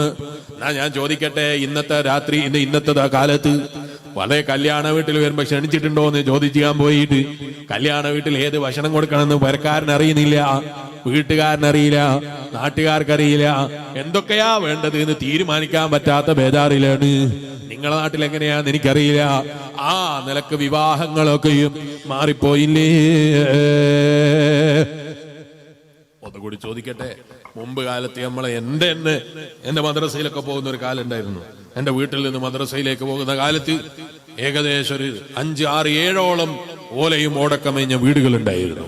നിങ്ങളുടെ നാട്ടിൽ ഇപ്പൊ ഉണ്ടോ എനിക്കറിയില്ല. നിങ്ങളുടെ നാട്ടിൽ ഇപ്പൊ ഉണ്ടോന്ന് അറിയില്ല. എന്റെ നാട്ടില് ചിലപ്പോൾ മഷീട്ട് കപ്പിയാൽ ചിലപ്പോൾ കിട്ടൂല. ഇവിടുത്തെ അവസ്ഥ എനിക്കറിയില്ല. ഓല മേഞ്ഞ വീട് മഷീട്ട് തപ്പിയാലും എന്റെ നാട്ടിൽ കാണൂല. ഇവിടെ ഉണ്ടോ? ഇല്ല, കാണാനില്ല. ഉണ്ടെങ്കിൽ തന്നെ വളരെ വിരളായിരിക്കും. 1 or 2 കണ്ടിട്ട് തന്നെ ഉണ്ടാവില്ല. ചിലപ്പോ ഇനി പരിശോധന നടത്തി നോക്കേണ്ടി വരും. ചിലപ്പോ ഒരു സർവേ നടത്തിയാലേ കിട്ടുള്ളൂ. കാരണം അത്രയും അറിയൂല. അങ്ങനെയുള്ള കാലൊക്കെ മാറിപ്പോയി. എന്നാ ഞാൻ ചോദിക്കട്ടെ, നമ്മൾ ഉപ്പാപ്പന്മാർ ഓലമേഞ്ഞ വീട്ടിൽ ജീവിക്കുമ്പോ അവരിങ്ങനെ ടെൻഷൻ അടിച്ചോ, പഠിച്ചോനെ എനിക്കൊരു ബാർപ്പിന്റെ വീടില്ലാതായി പോയല്ലോ? അവർ ചിന്തിച്ചോ? അവര് ഓലമേഞ്ഞ വീട് നല്ല വിശാലമായി അവർക്ക് പറ്റുന്നതിന്റെ ഏറ്റവും വലിയ വിശാലമായ രൂപത്തിൽ നിർമ്മിച്ച് സുഖലോലുപതിയിൽ അവർ ജീവിച്ചു, അല്ലെ? എന്തെങ്കിലും ടെൻഷൻ അവർക്ക് ഉണ്ടായോ? അവരേറ്റവും പ്രൗഢിയുള്ള രൂപം, അന്നത്തെ ഏറ്റവും പ്രൗഢിയുള്ള രൂപം അതങ്ങനെ ഉണ്ടാകുമെന്ന അവര് ചിന്തിച്ചത്. അവരാരെങ്കിലും ഇന്നത്തെ കാലത്തുള്ള സാധനം കിട്ടാത്തതിന്റെ പേരിൽ ടെൻഷൻ അടിച്ചോ? അല്ലാതെ അന്നത്തതിൽ കൂടുതലായില്ല എന്നല്ലാതെ, അന്നത്തതിൽ വിശാലത കൂടുതലായില്ല, അല്ലെങ്കിൽ അവർ അന്നത്തതിൽ അവർ അനുഭവിക്കുന്നതിന്റെ ഏറ്റവും ടോപ്പിലായില്ല എന്നല്ലാതെ ഇന്നത്തെ കാലത്തുള്ള വിശാലത അവർ ആഗ്രഹിച്ചിട്ട് ടെൻഷൻ അടിച്ചോ? ആരും അടിച്ചിട്ടില്ല. കാരണം ആഗ്രഹിക്കണമെങ്കിൽ അങ്ങനെ ഒരു സാധനമുള്ള വിവരം തന്നെ അറിയില്ല, അല്ലേ? നിങ്ങൾ ആലോചിച്ച് നോക്ക്. ഞാൻ മദ്രസയിൽ പഠിക്കുന്ന സമയത്ത് എനിക്ക് ഓർമ്മയുണ്ട്, ബാപ്പ വീട്ടിന്റെ പരിസരത്തെത്തിയാൽ നമുക്ക് മനസ്സിലാവും. അങ്ങനെ ഏകദേശം 2 കിലോമീറ്ററിന്റെ ഉള്ളിൽ മാത്രം കിട്ടുന്ന ഒരു ഫോൺ ഉണ്ടായിരുന്നു. ഒരു സാധനം, ഫോൺ പോലത്തെ ഒരു സാധനം. വാപ്പാന്റെ കയ്യിൽ ഒരു ഫോൺ പോലത്തെ ഒരു സാധനം ഉണ്ട്. വീട്ടിലൊരു പെട്ടിയുണ്ട്. വീട്ടിന്റെ 2 കിലോമീറ്ററിനുള്ളിൽ എത്തിയാൽ വാപ്പയിൽ വിളിക്കും, ഞാൻ വരുന്നുണ്ട്, എനിക്ക് ഭക്ഷണം എടുത്തു വെക്കണം, അല്ലെ എന്താ വേണ്ടതെന്ന് അതിൽ പറയൂ. അങ്ങനെ ഒരു കാലം ഉണ്ടായിരുന്നു. അത് അന്നത്തെ ഏറ്റവും വലിയ ബഹുമാനമുള്ള മൊബൈലാ. അത് എന്റെ നാട്ടിൽ തന്നെ ചിലപ്പോൾ 1 or 2 വീടുകളിലേ ഉണ്ടാവുള്ളൂ. അങ്ങനെ ഒരു കാലം ഉണ്ടായിരുന്നു, അല്ലെ? മൊബൈൽ ഇല്ലാത്ത ഒരു കാലം നിങ്ങൾ ആലോചിച്ച് നോക്ക്. അന്ന് അവർക്ക് തോന്നിയോ ഈ ഒരു സംവിധാനം ഒന്നും പോരാ, എല്ലാവരെയും വിളിച്ചാൽ കിട്ടുന്ന സംവിധാനം വേണം? അവരാരും അതിന്റെ പേരിലൊന്നും ടെൻഷൻ അടിച്ചിട്ടില്ല. അത് ഏറ്റവും നല്ല നിലക്ക് അങ്ങനെ ഉപയോഗിക്കാൻ പറ്റുമെന്ന് ചിന്തിച്ചു എന്നല്ല. അതെ, ഇന്നത്തെ കാലത്തുള്ള പഠിച്ചോനെ എനിക്ക് ഇൻസ്റ്റാഗ്രാം ഇല്ലാലോ എന്ന് വിചാരിച്ചിട്ട് ആരെങ്കിലും 60 കൊല്ലം മുമ്പ് ടെൻഷൻ അടിച്ചോ? ഫേസ്ബുക്ക് ഇല്ലാലോ എന്ന് വിചാരിച്ചിട്ട് ഏതെങ്കിലും ഉപ്പാപ്പാര് മുമ്പ് കാലത്ത് ടെൻഷൻ അടിച്ച കഥകൾ കേട്ടിട്ടുണ്ടോ? അവർക്ക് സോഷ്യൽ മീഡിയ ഇല്ലാത്തത് കൊണ്ട് അവർ നല്ല സുഖലോലുപരായി ജീവിച്ചിട്ടുണ്ട്. ഈ അടുത്തൊരു ചെറുപ്പക്കാരൻ എന്നോട് പറഞ്ഞു, ഒരേ ഒരു കാര്യം മരിച്ചാ ഖബറിൽ വേണ്ട ഉസ്താദേ. തമാശ പറഞ്ഞാണോ എന്ന് എനിക്കറിയില്ല. ഞാൻ ചോദിച്ചു എന്താണ്? മൊബൈലും നെറ്റ്വർക്കും ഉണ്ടായാൽ മതി, വേറെ ഒന്നുമില്ലെങ്കിൽ സാരമില്ല. അവിടെ വേറൊന്നും വേണമെന്നില്ല, ഒരു മൊബൈലും വേണം, അതിന് നെറ്റ്വർക്കും വേണം, വൈഫൈയും കിട്ടിയാൽ സുഖലോലുപരായിരിക്കും. യാമെന്നാൾ വരെ അവിടെ കിടന്നോളൂ, ഒരു കുഴപ്പമുണ്ടാക്കൂല. അത് എന്താ കാരണം? അവൻ അനുഭവിക്കുന്നതിന്റെ ഏറ്റവും ടോപ്പാണ് അവനെ പറയുന്നത്. അവൻ പറയുന്ന സ്വർഗം അവനിക്കറിയില്ല, അവൻ കേട്ടിട്ടേ ഉള്ളൂ, അനുഭവിച്ചിട്ടില്ല. സ്വർഗത്തിന്റെ രൂപം എങ്ങനെയാണ്? ഖാലിദീന ഫീഹാ ജന്നാത്തിൻ തജ്രി മിൻ തഹ്തിഹൽ അൻഹാർ ഖാലിദീന ഫീഹാ. എന്നും ജീവിക്കേണ്ട ലോകാണ് സ്വർഗം. ആ സ്വർഗത്തിന്റെ അടിയിലൂടെ അരുവികൾ ഇങ്ങനെ പോകുന്നുണ്ട് എന്നാ ഖുർആൻ പറയുന്നത്. ഇന്നാണെങ്കിലോ അരുവികളല്ല, ഒരു പുഴയുള്ള നല്ല പുഴപക്കത്തുള്ള വീടാണെങ്കിൽ നിങ്ങൾ എടുക്കും. ഇപ്പോ മാർക്കറ്റിൽ തീരെ വിലയില്ല. കാരണം കേരളത്തിൽ വെള്ളപ്പൊക്കം വന്നതിന് ചെല്ലക്കും പേടിയാ. കാരണം അവിടെ വെള്ളം കയറുമോ എന്നുള്ള പേടിയാണ്. സ്വർഗത്തിൽ അങ്ങനെ ഒരു വേദാറുണ്ടോ? ഒരു വേദാറും ഇല്ലാത്ത ലോകം. ഈ അടുത്ത് നമ്മളെ കേരളത്തിൽ അറിയപ്പെട്ട ഒരു പ്രഭാഷകനായ ചെറുപ്പക്കാരനായ ഒരു കൂട്ടുകാരനുണ്ട്. അദ്ദേഹത്തിന്റെ പ്രസംഗം നിരീശ്വരവാദികൾ ഇങ്ങനെ തമാശയൊക്കെ ഉണ്ട്. എന്താ അയാൾ പറയുന്നത്? സ്വർഗത്തിൽ എന്താഗ്രഹിച്ചാലും കിട്ടും, ചുട്ട കോഴി വേണമെന്ന് വിചാരിച്ചാൽ കിട്ടും. അപ്പൊ ഈ നിരീശ്വരവാദി ചോദിക്കാണ്, അങ്ങനൊക്കെ ഒരു ലോകം ഉണ്ടാകുമോ എന്ന് ചോദിച്ചിട്ട് ചിരിക്കുന്ന ചിത്രം ഇട്ടിട്ട് ഇങ്ങനെ കളിയാക്കാണ്. ഞാനിങ്ങനെ ചിന്തിച്ചു, എത്ര വിവരമില്ലാത്ത മനുഷ്യനായി ഇയാള്, അല്ലെ? എത്ര ചിന്തയില്ലാത്തവനാ. നിങ്ങൾ ആലോചിച്ച് നോക്കിയേ. ഇപ്പൊ ഞാൻ ഇവിടുന്ന് ഫോൺ എടുത്തിട്ട് എന്റെ ഫോണിൽ ഓണാക്കിയിട്ട് ഒരു ആപ്പ് ഉണ്ട്, ആ ആപ്പ് ഡൗൺലോഡ് ചെയ്തിട്ട് നിങ്ങളെ പരിസരത്ത് ഏറ്റവും നല്ല റെസ്റ്റോറന്റ് ഏതാന്ന് പരിശോധിച്ച് അതിൽ ഏറ്റവും നല്ല ഫുഡ് ഈ ലൊക്കേഷനിൽ കിട്ടണമെന്ന് വിചാരിച്ചാൽ ഞാൻ ലൊക്കേഷൻ അടിച്ച് അതിൽ കൊടുത്ത് പൈസ അടിച്ചാൽ സാധനം ഇവിടെ വരും, അല്ലെ? സാധനം ഇവിടെ വരും. എന്നാ ഞാൻ ചോദിക്കട്ടെ, നമ്മളെ ഉപ്പാപ്പാരെ കാലത്ത് അങ്ങനെ ഉണ്ടായിരുന്നോ? പീടിയെ പോയിട്ട് വാങ്ങാൻ തന്നെ പൈസ ഇല്ലായിരുന്നു മൊയിലേരെ. ഇതിൽ കുത്തിയിട്ട് വാങ്ങല അവിടെ പോകട്ടെ, അല്ലെ? അന്ന് കടയിൽ പോയി വാങ്ങാൻ സ്വന്തത്തിൽ ക്യാഷ് ഇല്ല, കടയിൽ വിൽക്കുന്നവർക്കും വാങ്ങി വെക്കാൻ പൈസ ഇല്ല. അങ്ങനെ പ്രയാസപ്പെടും. ഇനി പൈസ ഉണ്ടെങ്കിൽ തന്നെ സാധനം വാങ്ങാനുള്ള സാധനം കിട്ടാനുമില്ല, അല്ലെ? അങ്ങനെ ഒരു കാലമില്ലായിരുന്നോ? അന്നത്തെ കാലത്ത് ഇതൊക്കെ പറഞ്ഞ ഉൾക്കൊള്ളാൻ കഴിയോ? അന്നത്തെ കാലത്ത് ഇങ്ങനെ മൊബൈലിൽ ഞാൻ ഇവിടെ ഇരുന്നിട്ട് ഇങ്ങനെ കുത്തിയാൽ തിരിയുന്ന കോയി എന്റെ വീട്ടിന് മുന്നിലേക്ക് ഇങ്ങനെ വന്ന് വീഴും. 1 മണിക്കൂർ കൊണ്ട് വരും എന്നാ പറയുന്നത്. 1 മണിക്കൂർ കൊണ്ട് വന്നിട്ടില്ലെങ്കിൽ ഇങ്ങോട്ട് പൈസ കിട്ടും, അല്ലെ? സാധനവും കിട്ടും, ഇങ്ങോട്ട് പൈസയും തരും. ഇങ്ങനെയൊക്കെ കമ്പനികളില്ലേ ഇപ്പോ? അത് പഴയ കാലത്ത് ആരെങ്കിലും പറഞ്ഞാൽ വിശ്വസിക്കോ? എന്താ വിശ്വസിക്കാത്തത്? അനുഭവസ്ഥരല്ലാത്തത് കൊണ്ട്. അവരുടെ ജീവിതത്തിൽ അവരതൊന്നും അനുഭവിച്ചിട്ടില്ല. അങ്ങനെ ഒരു മൊബൈൽ തന്നെ അവർ കണ്ടിട്ടില്ല. അവരുണ്ട് അത് വിശ്വസിക്കാനും അവർക്ക് പറ്റിയിട്ടില്ല. എന്നാ സ്വർഗം എന്ന് പറഞ്ഞാ നീ അനുഭവിച്ചിട്ടില്ല, നീ അറിഞ്ഞിട്ടില്ല, അനുഭവിക്കാനുള്ളതാണ്, എന്നും ജീവിക്കാനുള്ള ലോകമാണ്, ആഗ്രഹിക്കുന്നത് തരുന്ന ലോകമാണ്. യതൂഫു അലൈഹിം വിൽദാനും മുഖല്ലദൂൻ. അള്ളാന്റെ ഖുർആൻ പറയുന്നു, അവിടെയുള്ള മക്കളാണെങ്കിലോ അവർക്ക് മീശ മുളക്കലില്ല, പ്രായം കൂടലില്ല, കണ്ടാൽ അവരെ കൊണ്ടൊരു ബുദ്ധിമുട്ടുണ്ടാകലില്ല. എന്തൊരു സുഖലോലുപതയുടെ ലോകം. നിങ്ങൾ ദുനിയാവിനെ പറ്റി ഒന്ന് ആലോചിച്ച് നോക്കിയേ അല്ലേ? നമുക്ക് ഏറ്റവും കുട്ടികളെ ഇഷ്ടപ്പെടുന്ന ഒരു പ്രായമുണ്ട്. അതെപ്പോഴാ? കുട്ടികളോട് ഏറ്റവും സ്നേഹം ഉണ്ടാകുന്ന പ്രായം എപ്പോഴാ? സംസാരിച്ച് പഠിക്കുന്ന ഒരു സമയം അല്ലേ? ഉപ്പാന്ന് ശരിക്കും പറയാൻ അറിയാത്തോണ്ട് ഉപ്പ് എന്ന് വിളിക്കുക കുട്ടി. ആരാ? വാപ്പാനാ. അപ്പൊ പാപ്പാക്ക് ഭയങ്കര സന്തോഷാണ്. എന്റെ മോൻ ഉപ്പ് എന്ന് വിളിച്ച സന്തോഷമല്ല, അങ്ങനെങ്കിലും പറയുന്നുണ്ടല്ലോ എന്നുള്ള സന്തോഷ അല്ലെ? ഉപ്പ് എന്ന് വിളിക്കുമ്പോ എന്റെ മോൻ എന്നെ ഉപ്പ് എന്ന് ഇങ്ങനെ വിളിക്കട്ടെ എന്ന് വിചാരിച്ചിട്ടാ? അല്ല, ഉപ്പാന്ന് വിളിക്കാൻ അറിയാത്ത കുട്ടി ഉപ്പ് എന്ന് പറഞ്ഞു കിട്ടിയാൽ തന്നെ ഭയങ്കര സന്തോഷാണ്. അത് കേട്ടിട്ട് വാപ്പ ഇങ്ങനെ ആഹ്ലാദം പ്രകടിപ്പിക്കുകയാണ്. നടക്കാൻ കഴിയാത്ത കുട്ടി ഇങ്ങനെ പിച്ച വെച്ച് ഇങ്ങനെ നടക്കുന്ന കാണുമ്പോൾ എന്തൊരു സന്തോഷാണ് അല്ലെ? ഭയങ്കര റാഹത്താണ്. അല്ലാഹു നമ്മളെ മക്കളൊക്കെ നന്നാക്കി തരട്ടെ. എന്നാ ഞാൻ ചോദിക്കട്ടെ, 2 വയസ്സ് കഴിഞ്ഞ് 3 വയസ്സ് കഴിഞ്ഞ് 4 വയസ്സും കഴിഞ്ഞ് ഈ കുട്ടി ഉപ്പ് തന്നെയാ ഉപ്പാനെ വിളിക്കുന്നത്. കാരണം ഉപ്പാന്ന് പറയാനാകുന്നില്ല. അതിന്റെ അപ്പുറം ഈ കുട്ടിക്ക് ഒന്നും പറയാനാകുന്നില്ല. നല്ല സന്തോഷം ഉണ്ടാവോ? സംസാരിക്കാനൊന്നും പഠിക്കാത്തൊരു കുട്ടി ഇങ്ങനെ വളർന്നു വന്നിട്ടും സംസാരിക്കാനൊന്നും പഠിക്കുന്നില്ല. അപ്പൊ ഭയങ്കര സന്തോഷം. കാരണം അങ്ങനെ തന്നെയല്ലേ എപ്പം വേണ്ടി. ആ സന്തോഷമല്ലേ എപ്പം വേണ്ടി. എങ്ങനെയാ? അല്ല, അത് ആ പ്രായത്തിൽ മാത്രമേ പറ്റുള്ളൂ. ആ പ്രായം വിട്ട് കഴിയുമ്പോഴേക്ക് അത് പഠിച്ചിട്ടില്ലെങ്കിൽ പിന്നെ ടെൻഷനാ. പഠിച്ചോനെ, എന്റെ കുട്ടിക്ക് നൊഞ്ഞാണല്ലോ അല്ലാ, എന്റെ കുട്ടിക്ക് സംസാരിക്കാൻ കഴിവില്ലല്ലോ അല്ലാ, അല്ലേ? അങ്ങനല്ലേ? ചെറിയ കുട്ടി ഇങ്ങനെ എഴുന്നേറ്റ് നടക്കാൻ പ്രായമാകുന്ന ചെറിയ മക്കള് അവരിങ്ങനെ പതുക്കെ പിടിച്ച് എഴുന്നേറ്റ് നിൽക്കുന്ന കാണും എന്തൊരു സന്തോഷാണ്. എന്നാ ഒരു 20 വയസ്സായിട്ട് ആ കുട്ടി ഇങ്ങനെ പതുക്കെ ചുമരൊക്കെ പിടിച്ച് ഇങ്ങനെ നിൽക്കുന്നതാണ് ഭയങ്കര സന്തോഷം ഉണ്ടാകുക. ആ ബാപ്പാക്കുള്ള ടെൻഷൻ എത്രയാ ബാപ്പ അനുഭവിക്കുന്ന വേദന. എന്തേ കാരണം? ആ കുട്ടി ചെയ്തതന്നല്ലേ 20 വയസ്സായിട്ടും ചെയ്തത്? അല്ല, അത് അപ്രായത്തിലെ കുട്ടിയോട് യോജിച്ചതായിരുന്നു. 20 വയസ്സായ 2 വയസ്സിന്റെ പക്വത പോരാ. 2 വയസ്സിന്റെ പക്വത 2 വയസ്സിലേ പറ്റൂ. 3 വയസ്സിന്റെ പക്വത 3 വയസ്സിലേ പറ്റൂ. 4 വയസ്സിന്റെ പക്വത 4 വയസ്സിലേ പറ്റൂ. ഇന്നലെയും ഞാനൊരു സദസ്സിലേക്ക് ചെന്നപ്പോ മെനഞ്ഞാന്ന് ചെറിയ കുട്ടിയെ കൊണ്ടുവന്നിട്ട് സംസാരശേഷി കുറവാണ്, ദ്വാരക്കണമെന്ന് പറഞ്ഞു. അല്ലാഹുവേ, നീ പരിപൂർണമായ സംസാരശേഷി കൊടുത്തു. ആ കുടുംബത്തിനെ നീ സന്തോഷിപ്പിക്കണം റഹ്മാന്. സിറാജുൽ ഹുദയിലേക്ക് നേർച്ച തന്നിട്ട് ദ്വാരക്കാൻ പറഞ്ഞതാണ്. നീ സലാമത്ത് നൽകണം റഹ്മാന്. ഈമാനുള്ള വിശ്വാസികളെ, നമുക്ക് ആകേണ്ട പ്രായത്തിലാകണം. അതില്ലെങ്കിലോ സന്തോഷങ്ങള് ടെൻഷനാണ്, ടെൻഷനുകള് സന്തോഷങ്ങളാണ്. ആകേണ്ട സമയത്ത് ആകേണ്ടതുപോലെ ആകണം. ഇല്ലെങ്കിൽ വലിയ ബേജാറ് തന്നെ, വലിയ ടെൻഷൻ തന്നെ. അതാ ഞാൻ ചോദിച്ചത്, 2 വയസ്സിലുള്ള പക്വത 20 വയസ്സിലെത്തിയിട്ട് കാര്യമില്ല. 2 വയസ്സിന്റെ പക്വത 2-ാം വയസ്സിൽ വേണം. 3-ാം വയസ്സിന്റെ പക്വത 3-ാം വയസ്സിൽ വേണം. അങ്ങനെ ഓരോ വളർച്ചയും ആവശ്യമാകുന്ന സമയത്ത് കുട്ടിക്കുണ്ടാകണം. അപ്പോഴാ മനുഷ്യന് സന്തോഷം ഉണ്ടാകല്. ഖുർആൻ പറയുന്ന സ്വർഗം എന്ന് പറഞ്ഞാൽ അങ്ങനെയല്ല. ആ സ്വർഗത്തിന്റെ പ്രത്യേകത യതൂഫു അലൈഹിം വിൽദാനും മുഖല്ലദൂൻ. ആ ചെറിയ മക്കളുണ്ടല്ലോ, അവർക്ക് മീശ മുളക്കലില്ല, ജലദോഷ പ്രശ്നമില്ല, പനി പിടിക്കലില്ല, ഇഷ്ടപ്പെടാത്തത് ചെയ്യലില്ല.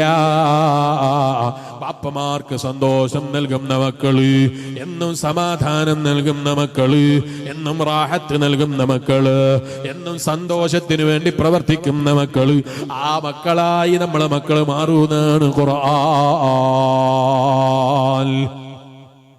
എന്നും ഒരുപോലെ, ഒരു മാറ്റമല്ല. നന്ന് ടെൻഷൻ ഉണ്ടോ? ഇല്ല. അതിനാ സ്വർഗം എന്ന് പറയുന്നത്. അവിടെ അങ്ങനെ തന്നെയാ വേണ്ടത്. എന്നാ ബാപ്പാക്കും താടി നിരക്കുന്ന പ്രശ്നമില്ല. ഉണ്ടോ? ബാപ്പ എങ്ങനെ നിരക്കുന്ന പരിപാടിയില്ല. നിരച്ച രോമങ്ങളായിട്ട് മരിച്ച ആളാണെങ്കിലോ അയാൾക്കും നിരയില്ല, ചുളിവില്ല, പ്രയാസങ്ങളില്ല. ദുന്യാവിലോ അതേ വെളുക്കാൻ തേച്ചത് പാണ്ടായി പോവുകയാണ്. അതാ ദുന്യാവ് എന്ന് പറഞ്ഞാൽ കറുപ്പിക്കാൻ തേച്ചതാണ്, ഉള്ളതും കൂടി നരച്ചുപോയി. കറുപ്പിക്കല് ഹറാമാണ്. താടി കറുപ്പിക്കുന്നതിന്റെ വിധി ഹറാമാണ്. രോമങ്ങൾ കറുപ്പിക്കുന്നതിന്റെ വിധി ഹറാമാണ്, പാടില്ലാത്തതാണ്. അതേ സ്ഥാനത്ത് നിങ്ങൾക്ക് മൈലാഞ്ചി തേക്കാം. അതേ സ്ഥാനത്ത് കറുപ്പിക്കുന്നതിന്റെ വിധി പച്ച ഹറാമാണ്. ഇരിക്കട്ടെ, ദുന്യാവില് പലതും തൊട്ടാലത് ചിലപ്പോൾ നമ്മൾ വിചാരിച്ചതുപോലെയല്ല, നമ്മൾ ആഗ്രഹിച്ചതുപോലെയല്ല.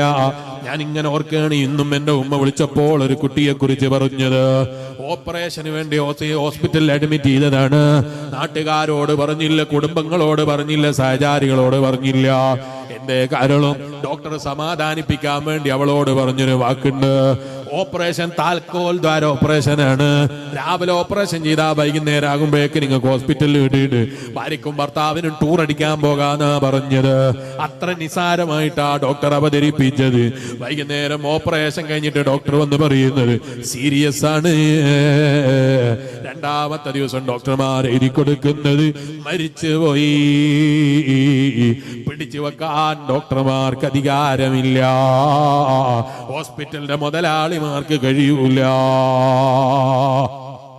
ഡോക്ടർമാർക്ക് ശ്രമിക്കാനേ കഴിയൂ, ചെയ്യാനേ കഴിയൂ. എല്ലാം തരേണ്ടവൻ അല്ലാഹുവാണ്. അതല്ലേ ഈമാനുള്ള വിശ്വാസികളെ, മുഅ്മിനീങ്ങളെ വിശ്വാസം. ഈ വിശ്വാസത്തിൽ അടിയുറച്ച് റബ്ബിന്റെ തൃപ്തി പ്രതീക്ഷിച്ച് ജീവിക്കുന്നവരാകണമെന്നാ ഞാൻ പറഞ്ഞതിന്റെ ചുരുക്കം. ഞാൻ എന്റെ പ്രസംഗം നിർത്തട്ടെ. ഇന്നത്തെ കാലത്ത് ചിലപ്പോ നമുക്കിങ്ങനെ തോന്നുകയാണ്, ഇന്നത്തെ IT യുഗല്ലേ മുസ്ലിയാരെ. ഇന്നത്തെ കാലത്തും അള്ളാഹിനെ വിശ്വസിക്കണം എന്ന് പറയുമ്പോൾ വല്ലാത്തൊരു ബേജാറ് തന്നെ. ഇന്നത്തെ കാലത്ത് പറയേണ്ടതൊന്നല്ലല്ലോ മുസ്ലിമീങ്ങൾ പറയുന്നത്. അല്ല, എല്ലാ കാലത്തും പറയേണ്ടതാ മുസ്ലിമീങ്ങൾ പറയുന്നത്. ഇന്നത്തെ കാലത്ത് എന്നല്ല, കഴിഞ്ഞുപോയ കാലത്തും അല്ല, വരാനിരിക്കുന്ന കാലത്തും അല്ല, എല്ലാ കാലത്തും പറയാനുള്ളതാ മുസ്ലിമീങ്ങൾ പറയുന്നത്. ഒരു മാറ്റമല്ല. IT അല്ല, ഇതിനേക്കാളൊക്കെ എത്ര പുരോഗമിച്ചാലും ഇപ്പൊ ഫോണിൽ കാണാനല്ലേ പറ്റുള്ളൂ അല്ലേ? ഫോണ് കാണാൻ പറ്റൂലേ? ആരെ? അമേരിക്കയിലുള്ള ആളെ ഇവിടുന്ന് കാണാൻ പറ്റൂ അല്ലേ? കാണാൻ പറ്റൂലേ? എല്ലാവർക്കും പറ്റൂ. ഇപ്പൊ കുട്ടികളും അല്ലെ ഉപ്പാപ്പാരും എല്ലാവരും പഠിച്ചു. ഈ ഓൺലൈനിലൊക്കെ എങ്ങനെയാ കയറേണ്ടത് കൊറോണ പഠിപ്പിച്ചു തന്നു അല്ലേ? എല്ലാവർക്കും അറിയാം. ഇപ്പൊ കാണാനേ പറ്റുള്ളൂ. ഇനി കുറച്ചും കൂടി കാലം കഴിഞ്ഞാൽ അമേരിക്കയിലുള്ള ആളുകൾ ഇവിടുന്ന് തൊടാൻ പറ്റൂന്നാ. അതെങ്ങനെ വലിയരെ അനുഭവിച്ചാലേ പറയാൻ പറ്റുള്ളൂ. എനിക്കിപ്പം പറയാൻ പറ്റില്ല. മുമ്പ് കാലത്ത് കാണാൻ പറ്റൂന്ന് പലരും വിശ്വസിച്ചിരുന്നോ? ഇനി തൊടാനും പറ്റും. ഇവിടുന്ന് തൊടുമ്പോ അവിടെ തൊട്ട സുഖം കിട്ടുമെന്ന് പറഞ്ഞാൽ അതും വിശ്വസിക്കലല്ലാതെ വേറെ നിർവാഹമില്ല. അപ്പോഴൊന്നും ദീനിന്റെ നിയമത്തിന് മാറ്റില്ല എന്നാ ഞാൻ പറഞ്ഞത്. അല്ലാഹുവിന്റെ ദീനിന്റെ നിയമം ഏത് കാലത്തും ഒരേ ഒരു നിയമം, ഒരു വ്യത്യാസവുമില്ലാത്ത നിയമം. അത് ഏതെങ്കിലും ചെറിയ ചെറിയ വ്യത്യാസങ്ങൾ വരുമ്പോ മാറ്റം വരുത്താനുള്ള മതമല്ല ഇസ്ലാം. എല്ലാ കാലത്തേക്കും ഒറ്റ മതം, അതാണ് പരിശുദ്ധ ദീനുൽ ഇസ്ലാം.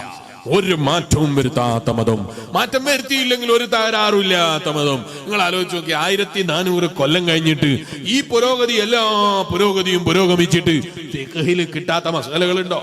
ഉണ്ടോ? ഫിഖ്ഹി ആയിട്ട് എന്തെങ്കിലും കിട്ടാത്ത മസലകളുണ്ടോ?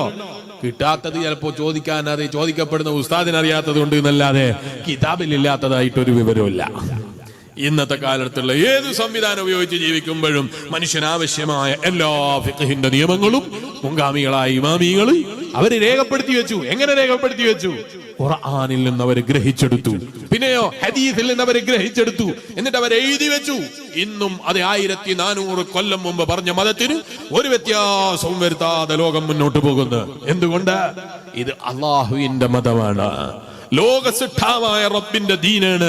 ഇതേതെങ്കിലും കാലത്തിനനുസരിച്ച് മാറ്റം വരുത്തേണ്ടതല്ല. അതാ ഞാൻ പറഞ്ഞത്, ഈമാനുള്ള വിശ്വാസികളെ, നമ്മൾ ഇന്ന് ജീവിക്കുമ്പോ നമ്മൾ പറയും ഭയങ്കര മാറ്റാണ് കാലത്തിന്, നമുക്ക് ഇന്ന് ഏറ്റവും ടോപ്പ് ലെവലുള്ള ജീവിതമാണ്.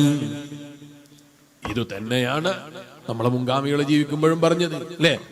നമ്മളെ ഉപ്പാപ്പാര് ജീവിക്കുമ്പോ അവരാരെങ്കിലും പറഞ്ഞോ ഞങ്ങൾക്ക് ടോപ്പ് ലെവല് ജീവിതമൊന്നും കിട്ടിയിട്ടില്ല, അതുകൊണ്ട് നമുക്ക് ജീവിതമൊന്നുമില്ല എന്നാരെങ്കിലും പറഞ്ഞു വെറുതെ ഇരുന്നോ? അവർക്ക് കാറില്ല, ട്രെയിൻ ഇല്ല, ഫ്ലൈറ്റ് ഇല്ല, പൈസ ഉണ്ടാക്കിയിട്ട് എന്താക്കാനാ? അങ്ങനെ ആരെങ്കിലും പറഞ്ഞോ? നമ്മളെ ഉപ്പാപ്പമാരൊക്കെ വീട്ടില, എവിടെയും പോകൂല, ഒന്നും ചെയ്യൂല, പണിക്കും പോകൂല, ഒന്നും പോകൂല. തിന്നാൻ എന്തായാലും വീട്ടിലുള്ള തേങ്ങയും ഇതൊക്കെ വിറ്റാൽ തന്നെ കിട്ടും. ഇവിടെ ഇരിക്കുക. എന്താ കാരണം? എന്ത് കിട്ടിയിട്ട് എന്താ, എന്ത് ചെയ്യാനാ? ഫ്ലൈറ്റും ഇല്ല, ട്രെയിനും ഇല്ല, യാത്രയില്ല, ഒന്നുമില്ല, ഇവിടെ ഇങ്ങനെ ഇരിക്കാം. അങ്ങനെയാ? അല്ല, അവരന്ന കിട്ടിയത് കൊണ്ട് ഏറ്റവും കൂടുതൽ സന്തോഷിച്ചവര് ജീവിച്ചു അല്ലെ? ലോകം മുഴുക്കെ കറങ്ങി. ആര്? ഫ്ലൈറ്റുള്ള കാലത്തല്ല, ഫ്ലൈറ്റുള്ള കാലത്ത് കറങ്ങിയതിനെ കുറിച്ചല്ല പറയുന്നത്. ലോകം മുഴുക്കെ കറങ്ങി. ആര്? ഒരു പണ്ഡിതൻ ലോകം മുഴുക്കെ എല്ലാ സ്ഥലങ്ങളിലും യാത്ര ചെയ്തു. കാറുമില്ല, ഫ്ലൈറ്റും ഇല്ല, ഒന്നുമില്ല. നമുക്ക് എല്ലാ ഫ്ലൈറ്റും കിട്ടിയിട്ട് ദുബൈന്റെ അപ്പുറം ഇതുവരെ പോയിട്ടില്ല. അല്ലെങ്കിലോ സൗദി അറേബ്യയിൽ ഉംറക്ക് പോയത്, അതല്ലാത്ത ഇതുവരെ പോയിട്ടില്ല. പൈസയുണ്ട്, എല്ലാം ഉണ്ട്, ഉംറക്കന്നെ ഇതുവരെ പോയിട്ടില്ല. അങ്ങനെയും ഗതികെട്ടയിലെ ആളുകളുണ്ട്. ഹജ്ജിനും പോയിട്ടില്ല, പൈസ വേണ്ടതുപോലെ ഉണ്ട്, പക്ഷെ പോകാൻ പൈസ ഒക്കെ ഉണ്ട് ധാരാളം, പക്ഷെ പോകാനുള്ള ഭാഗ്യം ഉണ്ടായില്ല. എന്താ പോവാത്തത്? അത് സമയമായിട്ടില്ല. എപ്പോഴാ കബറിലെത്തിയിട്ടാ? ഹജ്ജിന് പോകാനുള്ള പൈസ ഉണ്ടായിട്ട്, അതിനുള്ള സാമ്പത്തിക ശേഷി ഉണ്ടായിട്ട്, കഴിവുണ്ടായിട്ട്, പോകാനുള്ള സൗകര്യങ്ങൾ ഉണ്ടായിട്ട് പോകാത്തവനാണെങ്കിൽ അല്ലാഹുവിന്റെ ഹബീബ് നബി സല്ലല്ലാഹു അലൈഹി വസല്ലം നിങ്ങൾ ദുആ ചെയ്യുന്നു, അവനവന്റെ നാശമുണ്ടാകട്ടെ എന്ന്. അല്ലാഹുവിന്റെ ഹബീബ് നബി മുഹമ്മദുർ റസൂലുള്ളാഹി സല്ലല്ലാഹു അലൈഹി വസല്ലം പോകാനുള്ള വഴികൾ ഉണ്ടായാൽ പോയിട്ട് ഹജ്ജ് ചെയ്യണം. അല്ലാതെ ഫ്ലൈറ്റ് കയറാൻ പേടിയാണെന്ന് പറഞ്ഞിരിക്കാൻ പാടില്ല. ഫ്ലൈറ്റ് കയറാൻ പേടിക്കുകയാണെങ്കിൽ പിന്നെ ഒരു വാഹനത്തിലും കയറാൻ പേടിക്കാതിരിക്കരുത്, അല്ലേ? ലോകത്തെ ഏറ്റവും കൂടുതൽ അപകടമുള്ള വാഹനം ഏതാ? നമ്മൾ റോഡുമേലുള്ള കാറാണ്. അതിൽ കയറാത്ത ആരെങ്കിലും ഉണ്ടോ? ലോകത്തെ ഏറ്റവും അപകടമുള്ള വാഹനമാണ് നമ്മളെ ബൈക്ക്. അതും എടുത്തിട്ടായി ഉപ്പാപ്പമാര് തീർത്തുന്നോട്ടില്. എന്നിട്ട് ഫ്ലൈറ്റ് കയറാൻ പറയുമ്പോ ഭയങ്കര പേടി. നിങ്ങൾ ആരെങ്കിലും വായിച്ചു? എല്ലാ ദിവസവും പത്രത്തിൽ ഉണ്ടാവോ ഫ്ലൈറ്റ് അപകടം എന്ന് ഉണ്ടാവോ? മാസത്തിലൊന്നും ഉണ്ടാവോ? ഇല്ല. കൊല്ലത്തിൽ 1, 2, 3 അപകടങ്ങൾ അരിച്ചു പെറുക്കിയാൽ ചിലപ്പോ കിട്ടും. അതേ സ്ഥാനത്ത് വാഹന അപകടം ഇല്ലാത്ത പത്രം ഉണ്ടാവോ? വാഹന അപകടം ഇല്ലാത്ത ദിവസം ഉണ്ടാവോ? പക്ഷെ ഫ്ലൈറ്റ് കയറാൻ പറയുമ്പോ ഭയങ്കര പേടിയൊന്നല്ല, ആഗ്രഹമില്ലാത്തത് കൊണ്ടാണ്. ഇരിക്കട്ടെ, ഞാനിപ്പോ ഇതിലേക്ക് വിശദമായി കിടക്കുന്നില്ല. ഈമാനുള്ള വിശ്വാസികളെ, ഹജ്ജിന് കഴിയുന്നവരാണെങ്കിൽ പോകണം, ഉംറക്ക് കഴിയുന്നവരാണെങ്കിൽ പോകണം. എന്തിന്? ടൂറടിക്കാനല്ല, ലോകസിട്ടാവായ റബ്ബിന്റെ പ്രീതി പ്രതീക്ഷിച്ച് പോകണം. ആ റബ്ബിന്റെ തൃപ്തിക്ക് വേണ്ടി യാത്ര ചെയ്യണം. അത് ആഖിറത്തിലേക്കുള്ള വലിയ സമ്പത്താണ്. ഒരു മനുഷ്യന്റെ ജീവിതത്തിൽ അവന്റെ അനിവാര്യമായി അവൻ പഠിച്ചിരിക്കുന്നതും അവന്റെ ഇസ്ലാമിന്റെ പൂർത്തീകരണത്തിനും അനിവാര്യമായതാണ്. ഞാൻ എന്റെ പ്രസംഗം നീട്ടിക്കൊണ്ടുപോകുന്നില്ല, നിർത്തട്ടെ. ഈമാനുള്ള വിശ്വാസികളെ, ഞാൻ പറഞ്ഞു വന്നത്, അന്നത്തെ കാലത്ത് ജീവിക്കുമ്പോ അവരേറ്റവും നല്ല ടോപ്പ് ലെവലില് സന്തോഷത്തിലാ ജീവിച്ചത്. ഇന്ന് നമ്മളും ജീവിക്കുന്നത് അങ്ങനെ തന്നെ. എന്നാ വരാനിരിക്കുന്ന ഒരു കാലത്തെ കുറിച്ച് ഞാൻ പറഞ്ഞില്ലേ?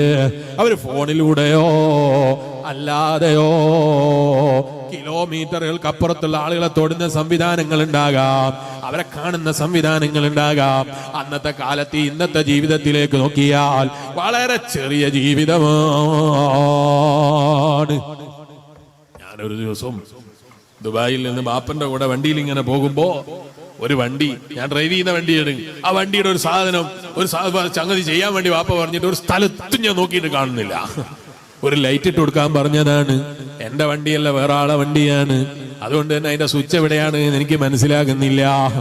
അപ്പം ബാപ്പ എന്റെ മുന്നിൽ നിന്ന്, എന്റെ ചെറിയ മകനുണ്ട്, 4ാം ക്ലാസ്സിൽ പഠിക്കുന്ന കുട്ടിയാണ്. അവൻ പോയിട്ട് ആ ലൈറ്റിന്റെ സ്വിച്ച് ബാപ്പക്ക് ഇട്ടുകൊടുത്തു. അപ്പൊ ബാപ്പ എന്റെ മുഖത്ത് നോക്കിയിട്ടൊരു ചെറിയ പുഞ്ചിരിയാണ്. അവൻ ഇറങ്ങിപ്പോയപ്പോ ഞാൻ ചോദിച്ചു, നിങ്ങൾ എന്തിനാ ചിരിച്ചത്? അപ്പൊ ബാപ്പ പറയാണ്, നിന്റെ കയ്യിൽ മൊബൈൽ തന്നിട്ട് അതെവിടെ ഇതെവിടെ എന്ന് ചോദിക്കുമ്പോ നിനക്ക് തോന്നാറുണ്ടോ നിനക്ക് ഭയങ്കര കഴിവാണ്?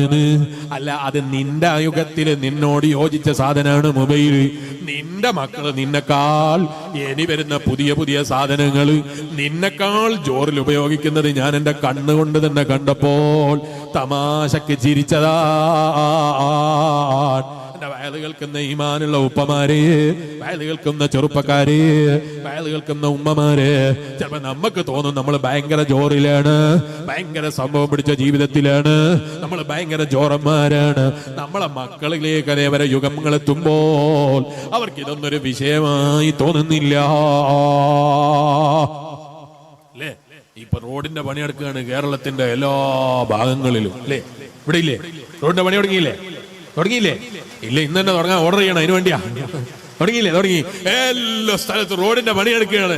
എന്നാ നിങ്ങൾ ചിന്തിച്ചു നോക്ക്, നമ്മളെ മുമ്പ് കാലത്തുണ്ടായിരുന്ന ഒരു റോഡില്ലേ, അതിനാർക്കെങ്കിലും സൗകര്യക്കുറവ് തോന്നിയിരുന്നു? എന്നാ ഞാൻ പറയുന്ന ഒരു 10 കൊല്ലം കഴിഞ്ഞാൽ നമ്മളെ മക്കൾക്ക് ഈ റോഡ് മതിയാകൂല എന്ന് മാത്രമല്ല, ചിലപ്പോ 5 കൊല്ലം കഴിഞ്ഞാൽ വേണ്ട റോഡിന്റെ പണി കഴിഞ്ഞാൽ തന്നെ ഇത് നമ്മളെ സമൂഹത്തിന് മതിയാകൂല. നിങ്ങൾ കണ്ടില്ലേ, വന്ദേ ഭാരത് എന്ന് പറഞ്ഞൊരു ട്രെയിൻ ഇറങ്ങി. ആ ട്രെയിൻ ഇറങ്ങിയപ്പോ പ്രധാനമന്ത്രി വന്നു ഫ്ലാഗ് ഓഫ് ചെയ്യാൻ. എന്തിന്? ഈ വന്ദേ ഭാരത് പറഞ്ഞേക്കാൻ. ചൈനയിൽ പോയവർക്കറിയാം, വന്ദേ ഭാരതിനേക്കാൾ ജോറുള്ള ട്രെയിൻ അല്ലാതെ ചൈനയിൽ ഒറ്റ ട്രെയിൻ കാണാനില്ല. അതുപോലെ പല രാജ്യങ്ങളിലും കാണാനില്ല. നമ്മളെ ഇന്ത്യ രാജ്യത്ത് ഇപ്പൊ എത്തിയതേ ഉള്ളൂ. അത് കാണുമ്പോ നമുക്ക് വലിയ അത്ഭുതമായിട്ട് തോന്നുകയാണല്ലേ. അതിനേക്കാൾ എത്രയോ മുന്നേ നമ്മളെ മറികടന്ന് പുരോഗതി നേടിയ ഒരുപാട് രാജ്യങ്ങളുണ്ട്. 500 കിലോമീറ്റർ 4 മണിക്കൂർ കൊണ്ട് ഓടിയെത്തുന്ന ട്രെയിനുകളുണ്ട്. അതുപോലെ 600-800 കിലോമീറ്റർ 3 മണിക്കൂർ 4 മണിക്കൂർ കൊണ്ട് എത്തിപ്പിടിക്കുന്ന ട്രെയിനുകളുണ്ട്. പക്ഷെ നമ്മളെ നാട്ടിൽ അത് എത്താത്തത് കൊണ്ടാണ് ഒരു വന്ദേ ഭാരത് വന്നപ്പോ ഭയങ്കര ആഘോഷാണ്. ഇത് കണ്ടപ്പോ ഞാൻ എന്റെ കൂടെ ഇരിക്കുന്ന സിറാജുൽ ഹുദയിലുള്ള എന്റെ സഹപ്രവർത്തകന്മാരായ മാനേജർമാരോടും പ്രിൻസിപ്പൽമാരോടും കഥ പറയുമ്പോ അവര് പറഞ്ഞു വന്ദേ ഭാരത് ഭയങ്കര സുഖാണ് അല്ലേ, കായംകുളത്ത് നാളെ പോകാൻ നല്ല സുഖായിരിക്കും അല്ലേ. ഞാൻ അവരോട് പറഞ്ഞപ്പോൾ കൂട്ടത്തിൽ പ്രായം ചെന്നൊരു മാനേജർ ഉണ്ട്. അയാള് പറയാണ്, എന്റെ ചെറുപ്പകാലത്താണ് രാജധാനി എക്സ്പ്രസ് എന്ന പേരിൽ ഒരു എക്സ്പ്രസ് വന്നത്. അന്നത് ഭയങ്കര സംഭവമായിരുന്നു. ഇന്നാർക്കും അത് കാണാനില്ല, എവിടെയും ഫ്ലാഗ് ഓഫ് പറയുന്നത് കേൾക്കാറില്ല. നാളുകൾ കഴിയുന്നതിനനുസരിച്ച് മനുഷ്യൻ ഇങ്ങനെ പുരോഗമിക്കുകയാണ്. ആ പുരോഗമനത്തിന്റെ മുന്നിൽ പഴയത് പഴയതായി പോയി. ഇന്ന് ഭയങ്കര ജോറാണ് എന്ന് പറഞ്ഞത് നാളെ പഴഞ്ചനായി പോയി. ഞാൻ എന്റെ പ്രസംഗം നിർത്തുകയാണ്. ഞാൻ പറയുന്നത് കേൾക്കുന്നുണ്ടോ എന്ന് എനിക്കറിയില്ല. കേൾക്കുന്നുണ്ടോ? ഉണ്ടോ? ബേക്ക് കേൾക്കുന്നുണ്ടോ? ഭയങ്കര ഔലിയാക്കളാ. അല്ലാഹു എല്ലാവർക്കും ബർക്കത്ത് ചെയ്യട്ടെ. അപ്പൊ ഞാൻ പറഞ്ഞു വന്നത്, വന്ദേ ഭാരതും രാജധാനിയും അതുപോലെ നമ്മുടെ നാട്ടിലുള്ള ട്രെയിനൊക്കെ അവിടെ വെക്കട്ടെ. ഞങ്ങളോട് ഒരു ചോദ്യം ചോദിക്കട്ടെ. ഒരു 20 കൊല്ലം മുമ്പുള്ള ഫോട്ടോ എടുത്തിട്ട് ഞാൻ ഇവിടെ നിങ്ങളെ ഫോട്ടോ കാണിക്കട്ടെ എന്ന് ചോദിച്ചാൽ വലിയേറെ വേണ്ട, ആദ്യം ഒന്ന് എനിക്ക് കാണിച്ചു തരണം. എന്തേ നിങ്ങളെ ഫോട്ടോ കാണിക്കാൻ? നിങ്ങളെ ഭാര്യന്റെ ഫോട്ടോ അല്ല, നിങ്ങളെ ഫോട്ടോ കാണിക്കാൻ തരുന്നത് എന്തേ സമ്മതിക്കാത്തത്? 20 കൊല്ലം മുമ്പുള്ളല്ലേ? അന്നിട്ട കുപ്പായ എങ്ങനെയായിരിക്കും അല്ലേ? അന്നുണ്ടായിരുന്ന വസ്ത്രം എങ്ങനെയായിരിക്കും? അന്നത്തെ കോല എങ്ങനെയായിരിക്കും? എനിക്ക് താടി ഉണ്ടായിരുന്നോ അല്ലേ? അന്നത്തെ രൂപ എങ്ങനെയാണ്? അതേ 20 കൊല്ലം മുമ്പുള്ള ചിത്രം കാണുമ്പോ നമുക്ക് തന്നെ ലജ്ജ തോന്നുകയാ. ആരാന്റെ ചിത്രം കാണുമ്പോഴല്ല, സ്വന്തം ചിത്രം കാണുമ്പോൾ ലജ്ജ തോന്നുകയാ. 20 കൊല്ലേ കഴിഞ്ഞിട്ടുള്ളൂ ഉപ്പമാരെ, അല്ലെങ്കിൽ 30 കൊല്ലേ ഉപ്പമാരെ കഴിഞ്ഞിട്ടുള്ളൂ. അന്ന് ധരിച്ചിരുന്ന ചെരുപ്പ് കാണുമ്പോ ലജ്ജ തോന്നുകയാണ്. അന്ന് ചവിട്ടുമ്പോ അത് തോന്നിയോ? 10 കൊല്ലം മുമ്പ് കുപ്പായം ധരിക്കുമ്പോ വളരെ മോശം കുപ്പായാണ് വിചാരിച്ച് ധരിച്ചതാ? അങ്ങനെ ആ ഫോട്ടോക്ക് പോസ് ചെയ്യായിരുന്നോ? അന്ന് ഭയങ്കര ജോറാണ് വിചാരിച്ചിട്ട് ഫോട്ടോന് പോസ് ചെയ്തതാ. പക്ഷെ ഇന്ന് നോക്കുമ്പോ ആ ഫോട്ടോ പഴഞ്ചനാണ്, കാണാൻ തന്നെ പറ്റുന്നില്ല, നോക്കാൻ തന്നെ പറ്റുന്നില്ല. അന്നത്തെ ചെരുപ്പ് കാണുമ്പോൾ ചിരി വരികയാണ്. അന്ന് കീശയിൽ സ്റ്റിക്കിന്റെ പെന്നുണ്ട്, അത് കാണുമ്പോൾ ചിരി വരികയാണ്. 10 കൊല്ലം മുമ്പുള്ള ഫോട്ടോ ആണ്, അവിടെ നീല കളറുള്ള ഒരു പെണ്ണ് കീശയിലുണ്ട്, അത് കാണുമ്പോൾ തന്നെ ഇടങ്ങാറായാണ്. എന്തിനാണ്? 10 കൊല്ലം മുമ്പുള്ളതാണ്. അന്ന് വലിയ അപ്ഡേറ്റ് ഒന്നും ഇല്ലാത്ത കാലായി പോയി എന്നുള്ള ബേജാറാണ്. ഇത് തന്നെയാ എല്ലാ കാലത്തും പറയാനുള്ളത്. അതില്ലാതിരിക്കണമെങ്കിൽ സ്വർഗലോകത്തെത്തിയാലല്ലാതെ മനുഷ്യന്റെ അപ്ഡേഷൻ തീരൂല.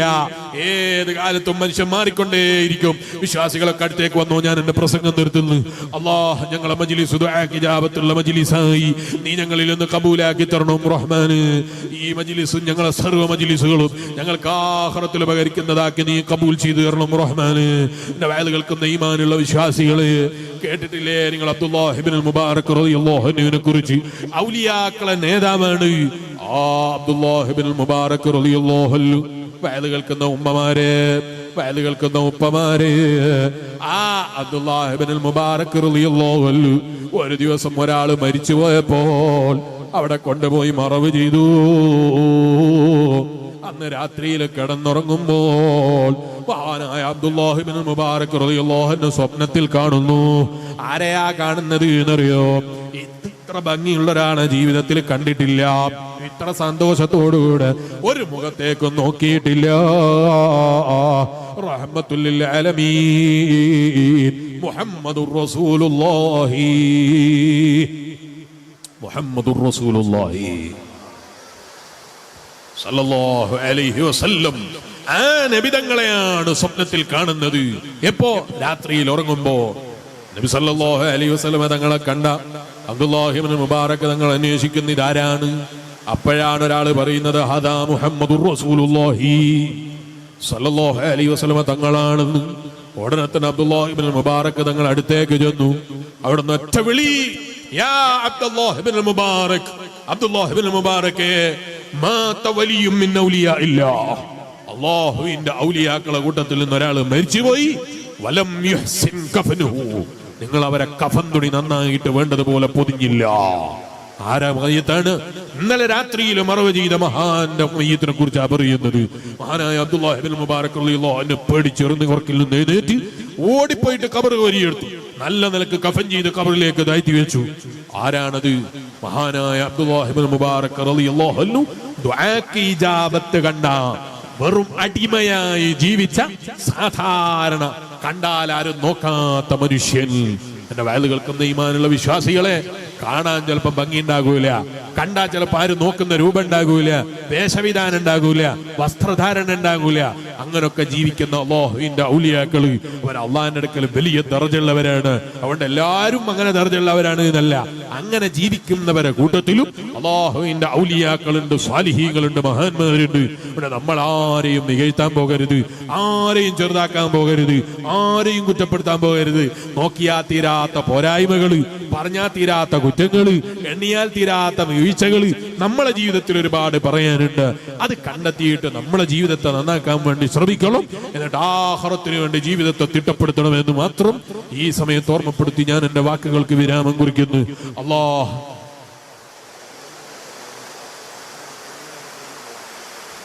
ഞങ്ങൾ ഈ മജ്ലിസ് ഞങ്ങൾക്ക് ആഖിറത്തിൽ ഉപകരിക്കുന്ന മജ്ലിസായി നീ ഞങ്ങളിൽ നിന്ന് കബൂലാക്കി തരണം റഹ്മാന്. ഇത് ഞങ്ങൾ അവസാനത്തെ മജ്ലിസാക്കരുത് റഹ്മാന്. ഇനിയും ഒരുപാട് നിന്റെ ദീന് പഠിക്കാനും അതനുസരിച്ച് ജീവിക്കാനും കാമിലായ ഈമാനോടുകൂടെ ലാ ഇലാഹ ഇല്ലല്ലാഹ് എന്ന ദിക്ർ ചൊല്ലി ചിരിച്ചുകൊണ്ട് മരിക്കാനും ഞങ്ങൾക്കും ഞങ്ങളെ ഇഷ്ടപ്പെടുന്ന സർവ്വ മുഅ്മിനീങ്ങൾക്കും നീ തൗഫീഖ് നൽകണം റഹ്മാന്. അല്ലാഹ്, ജീവിതത്തിലെ ഏറ്റവും വലിയ സൗഭാഗ്യം അത് മനുഷ്യന്റെ അവസാന നിമിഷത്തിൽ കിട്ടുന്ന ഭാഗ്യാണ്. ഈമാൻ സലാമത്തായൊന്ന് മരിക്കലാണ്. ഞങ്ങളെ ഈമാൻ നീ സലാമത്താക്കി തരണം റഹ്മാന്. ഈമാനില്ലാതെ ചത്തുപോകുന്നവരിൽ ഞങ്ങളെ നീ പെടുത്തരുത് റഹ്മാന്. ലാ ഇലാഹ ഇല്ലല്ലാഹ് എന്ന ദിക്ർ ചൊല്ലി ചിരിച്ചു മരിക്കുന്ന സാലിഹീകൾ ഞങ്ങളെയും ഞങ്ങളെ ഇഷ്ടപ്പെടുന്ന സർവ്വ മുഅ്മിനീങ്ങളെയും നിന്റെ മഹളായ ഫദ്ൽ കൊണ്ട് നീ ഞങ്ങളെ പെടുത്തി അനുഗ്രഹിക്കണം റഹ്മാന്. മരണത്തിന്റെ സമയത്തും ഇതുപോലെ സർവ്വ റഹ്മത്ത് കൊണ്ട് ഞങ്ങളെ നീ അനുഗ്രഹിക്കണം റഹ്മാന്. ജീവിതകാലത്തോ അല്ലാതെയോ മറ്റൊരാളെ മുന്നിൽ കൈനീട്ടി യാചിക്കുന്നൊരു ഗതികേട് ഞങ്ങളെ ജീവിതത്തിൽ തന്ന് നീ പരീക്ഷിക്കരുത് റഹ്മാന്. ജീവിക്കുന്ന കാലത്തോളം ഇസ്സത്തിലും ആഫിയത്തിലും തഖ്വയിലും ഇഖ്ലാസിലും വറയിലും നിന്റെ പൊരുത്തത്തിലുമുള്ള ജീവിതം നീ ഓശാരം തരണം റഹ്മാന്. എല്ലാവരും നേനേറ്റുന്ന് 3 സലാത്ത് ചൊല്ലിക്കോ. നമുക്ക് റബ്ബിനോട് ദുആ ചെയ്തങ്ങ് പിരിയണം. കേരളമാകെ മഴ കൊതിച്ചു നിൽക്കുന്ന സമയത്താ മഴ അല്ലാഹു റഹ്മത്തിനെയും ധാരാളം ചൊരിഞ്ഞു തരട്ടെ. വെള്ളത്തിന് പ്രയാസങ്ങൾ അനുഭവിക്കുന്ന സർവ്വ നാടുകളിലും എല്ലാ വിഷമങ്ങളും റബ്ബ് നീക്കിക്കൊടുക്കട്ടെ. സല്ലല്ലാഹു അലാ മുഹമ്മദ് സല്ലല്ലാഹു അലൈഹി വസല്ലം സല്ലല്ലാഹു അലാ മുഹമ്മദ് സല്ലല്ലാഹു അലൈഹി വസല്ലം. اللهم صل على محمد يا ربي صل عليه وسلم. الله ആര് ഞങ്ങളെ മജ്ലിസിൽ എന്ത് ഖൈറായ ഉദ്ദേശം വെച്ച് വന്നവരുണ്ടോ എല്ലാവരുടെയും ഞങ്ങളുടെയും എല്ലാ ഖൈറായ ഉദ്ദേശങ്ങളും നീ പൂർത്തീകരിച്ചു തരണം റഹ്മാന്. എല്ലാ ഷർറുകളിൽ നിന്നും എല്ലാ തിന്മകളിൽ നിന്നും എല്ലാ രുദായ്മകളിൽ നിന്നും എല്ലാ വേണ്ടായ്മകളിൽ നിന്നും ഞങ്ങളെ നീ അകറ്റി നിർത്തണം റഹ്മാന്. ഞങ്ങൾ മരിക്കുന്നതിന് മുമ്പ് ഞങ്ങളെ കിഡ്നി നീ തിരിച്ചു ചോദിക്കരുത് റഹ്മാന്. ഞങ്ങൾ ഒരവയവവും നീ തിരിച്ചു ചോദിക്കരുത് റഹ്മാന്.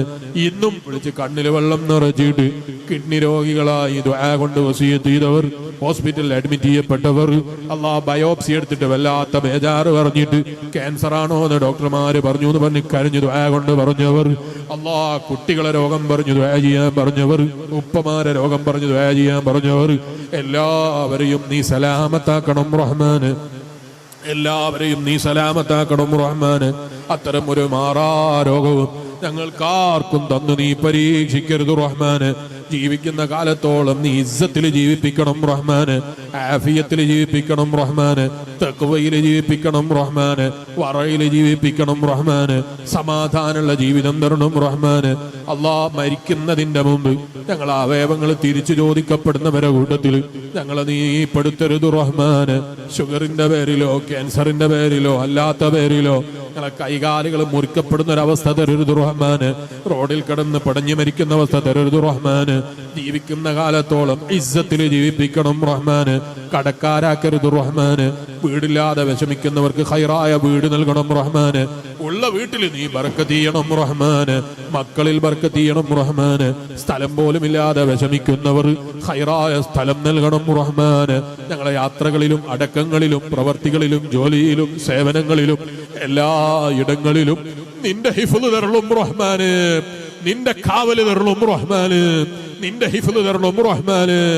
അല്ലാ, മരിക്കുന്ന സമയത്ത് ഈമാൻ സലാമത്തായി ഞങ്ങളെ നേതാവ് മുഹമ്മദുർ റസൂലുള്ളാഹി സല്ലല്ലാഹു അലൈഹി വസല്ലം തങ്ങളെ പൂമുഖന്ന് കണ്ട് ചിരിച്ച് മരിക്കുന്ന സാലിഹീങ്ങളിൽ നിന്റെ റഹ്മത്ത് കൊണ്ട് ഞങ്ങളെ പെടുത്തണം റഹ്മാന്.